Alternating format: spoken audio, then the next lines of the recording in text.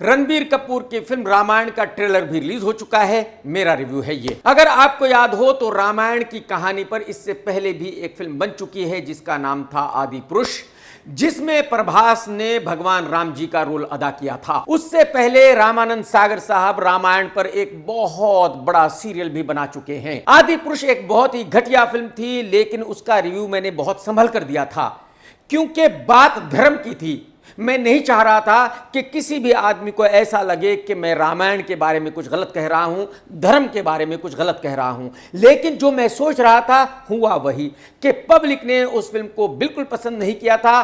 Public ने भर भर कर गालियां दी थी उस फिल्म को। तो मैं इस ट्रेलर को रिव्यू करते हुए बिल्कुल नहीं सोच रहा हूं कि भाई मैं धर्म के बारे में कुछ गलत कह रहा हूं या मैं किसी की भावनाओं को ठेस पहुंचा रहा हूं कुछ गलत कहकर।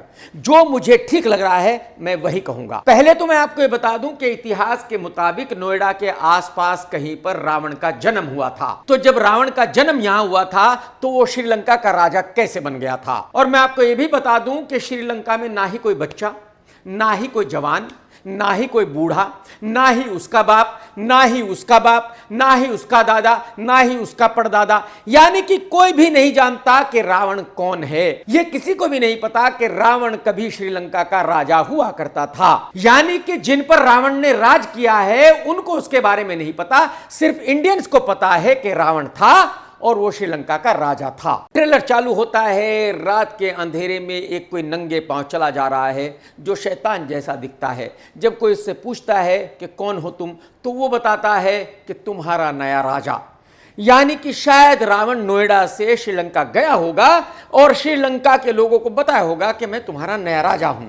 एक्शन होता है, मारकाट होती है और रावण राजा बन जाता है। वहां के लाखों लोग रावण को अपना राजा मान लेते हैं। यह अलग बात है कि उस जमाने में शायद श्रीलंका में हजारों में लोग होंगे, लाखों में तो होंगे ही नहीं है। समझ रहे हो। अब बड़े बड़े लोकेशन दिखाए जा रहे हैं, एक बड़ा सा जानवर दिखाया जा रहा है और बताया जा रहा है कि रावण ही तीनों लोगों का राजा है। और अब इस रावण का चेहरा दिखाया जाता है और यह है यश, जो है तो रावण लेकिन जिसकी बोली बिल्कुल पतली है बच्चे की तरह। रावण रावण भाई तू रावण नहीं है। अरे मेरे भाई यश, तुझे रावण कोई नहीं मान सकता। चलिए अगर तू रावण का रोल कर रहा है तो भाई साहब ये आवाज डब किसी और से करा लेता, किसी की भारी आवाज होनी चाहिए थी।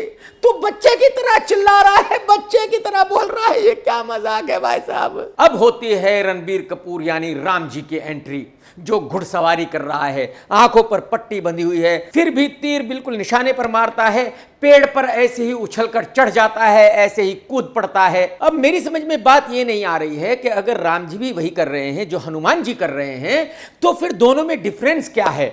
भाई ये काम तो हनुमान जी का है कि उछलकर पेड़ पर चढ़ना, उछलकर यहां से वहां चले जाना, तो राम जी ये काम क्यों करेंगे? राम जी ऐसे उछल कूद क्यों करेंगे?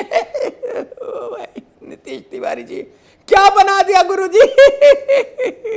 मैं आपको यह भी बता दूं कि रणबीर वो बंदा है जो एकदम फुल मटन खाने वाला है। वो ये खुद बता चुका कि मैं तो पाया निहारी पूरा दबा के मीट खाता हूं, और वो भी एकदम मतलब हार्ड वाला मीट, यानी कि भैंसे का, बैल का, जो मीट भी उसको मिल जाए वही वो खा लेता है। और ये तो आप सभी जानते हैं कि रणबीर पीता भी दबा कर है और माल का भी शौकीन है। उससे भी पीछे नहीं है भाई। अब एक दानव की एंट्री होती है और राम जी एक तीर में उसको मार देते हैं। अब कहानी राम जी की फैमिली पर आ जाती है कि राम जी को 14 साल का वनवास हो गया है, वो अपने भाई के साथ वनवास जा रहा है। मां को बिल्कुल अच्छा नहीं लग रहा है, मां बहुत ज्यादा दुखी है। और एक्चुअली देखा जाए तो इस फिल्म की सबसे बड़ी प्रॉब्लम यही है कि कहानी तो सबको पता है, कहानी तो वही है, कहानी को तो आप बदल नहीं सकते, और जब कहानी को आप नहीं बदल सकते तो अलग क्या करोगे। आदि पुरुष के डायरेक्टर ने भी कुछ ऐसा ही किया था। उसका कहना यह था कि भाई कहानी तो सबको पता है लेकिन मुझे इस कहानी को कुछ अलग ढंग से कहना है, और जब उसने अलग ढंग से कहा तो लोगों ने भर भर कर गालियां दी, फिल्म सुपर फ्लॉप हो गई। रामानंद सागर साहब ने बहुत ही ईमानदारी के साथ, बहुत ही सरल तरीके से इस कहानी को कहा था, और यही वजह है कि लोगों को वो कहानी बहुत ज्यादा पसंद आई थी। अब नीतीश तिवारी के ऊपर भी यही प्रेशर था कि भाई कहानी तो वही है, कहानी का सबको पता है, कहानी कहां से शुरू हुई, कहां खत्म हुई, ये सब जानते हैं। तो मैं अपनी फिल्म में अलग क्या दिखा सकता हूं, मैं इस कहानी को कुछ अलग तरीके से कैसे बना सकता हूं। और ये जो अलग तरीके से बनाने का प्रॉब्लम है, बस ये ही फिल्म का सबसे बड़ा प्रॉब्लम है, क्योंकि ये कहानी एक धार्मिक कहानी है। बहुत से लोग राम जी को भगवान मानते हैं, तो जाहिर सी बात है उनकी कहानी को उनकी कहानी से अलग तरीके से आप कैसे दिखा सकते हो। तो जाहिर सी बात है उनकी कहानी को रियल तरीके से ही दिखाना पड़ेगा। उनकी कहानी को अलग तरीके से आप कैसे दिखा सकते हो और क्यों दिखा सकते हो, और पब्लिक उसको एक्सेप्ट क्यों करेगी। अब सीता माता की एंट्री होती है और इस रोल को निभाया है तेलुगु एक्ट्रेस ने। ये लड़की कहीं से भी सीता माता दिखती ही नहीं है। अगर रामानंद सागर साहब के सीरियल की सीता माता को देखोगे तो ये लड़की उनके 5% भी नहीं है। अब रावण की बहन का नाक काट लिया गया है, रावण को गुस्सा आ गया है, रावण कह रहा है कि वो अयोध्या जाएगा। रावण का एक अजीबो गरीब किस्म का प्लेन दिखाया जाता है जिसमें बैठकर वो वहां जाने वाला है। सही है नीतीश भाई, पेलो पेलो, जो मर्जी आए पेलो, कोई दिक्कत नहीं है। अब यहां पर रावण के बहुत सारे डायलॉग्स हैं और रावण की आवाज ऐसी है कि वो बच्चे जैसी है। तो जब यश डायलॉग्स बोलता है बिल्कुल भी अच्छा नहीं लगता, वो रावण बिल्कुल भी दिखता नहीं है। अब राम जी यानी कि रणबीर कहता है कि रावण 3 लोगों का स्वामी है और मैं उसका वध इन 3 लोगों के सामने ही करूंगा। यानी कि रणबीर को पहले से ही पता है और पब्लिक को भी पहले से ही पता है कि हां रणबीर रावण को मार देगा और जीत रणबीर की ही होगी, यानी राम जी की ही होगी। यानी कहानी का पहले से पता है सबको। ठीक है, चलिए जी आगे चलते हैं। अब राम जी अपनी सेना के साथ श्रीलंका पहुंच जाते हैं, युद्ध चालू हो जाता है और भाई साहब युद्ध में ऐसी ऐसी चीजें दिखाई जा रही हैं जो शायद उस वक्त के लोगों ने सपने में भी नहीं देखी होगी। लेकिन नीतीश जी को पता है कि उस वक्त में इन चीजों का इस्तेमाल हुआ था, इन हथियारों का इस्तेमाल हुआ था। नीतीश जी भाई साहब, आप इस कहानी को अलग तरीके से कैसे कहोगे?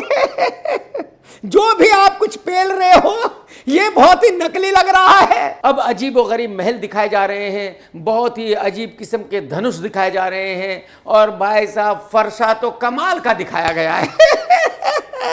अब एक नकली जानवर की भी एंट्री होती है क्योंकि वो भी दिखाना जरूरी है। ये ट्रेलर देखकर मैं ये कह सकता हूं कि इस फिल्म में जो कुछ भी दिखाया गया है वो सब नकली लगता है, कुछ भी असली नहीं लगता। और बस यही इस फिल्म की सबसे बड़ी प्रॉब्लम है, क्योंकि जो कहानी है ये बहुत रियल है। इस कहानी को बहुत सारे लोगों ने अपने दिल में बसाया हुआ है।